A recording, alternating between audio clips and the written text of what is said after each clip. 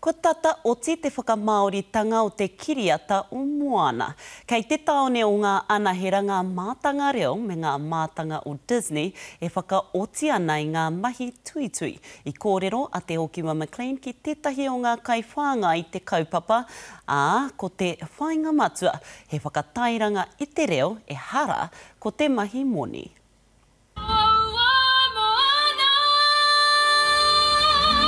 Kua tata pai te waka o Moana reo Māori ki uta. Ko mana te rangi whakaputa, ara ko te kaumātahi o Hepetema, te rā tuatahi o te wiki o te reo Māori. He whakapapai ake i te kiriata o Moana i te reo Māori te aronga matua o ngā ohu o Marewa Media me Disney, hei tā ruha e hia kēnei ngā akoranga hou. Mai i te mahi a te hunga nei, ki te mahi i ngā pūoro, wārātau ake mea mo te Dolby Sound, me pēhea te whakatakoto i ngā waiata i ngā reo, te hopu rānei i ngā reo, e tikai, e pai ai te noho ki roto i te Dolby Sound. Wetahi āhuatanga o ngā ngutu, me whakarongi e te tangata, mo te whakamaori, mo te whakatakoto i wetahi kupu e eke ai ki runga i te mea tūturu.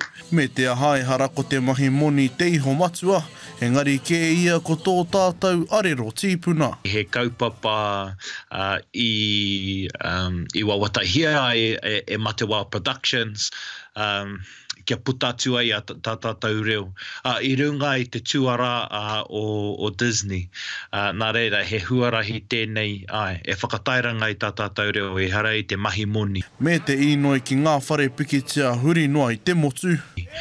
Koe nei mātou, e tono nei kia tātou whare pikitia, kia whakāturia kore utu nei, i tēnei kaupapa ki te motu. Tono hi atu tā koutou whare pikitia, kia whakātu i te kaupapa nei.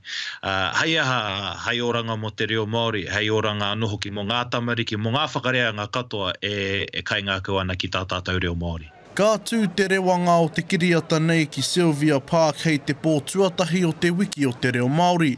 Ka mutu ka whakātuhia ki ngā whare pikitia o tāmaki o tautahi me pōneke, engari kei ware nā takaroa, ko takamuri.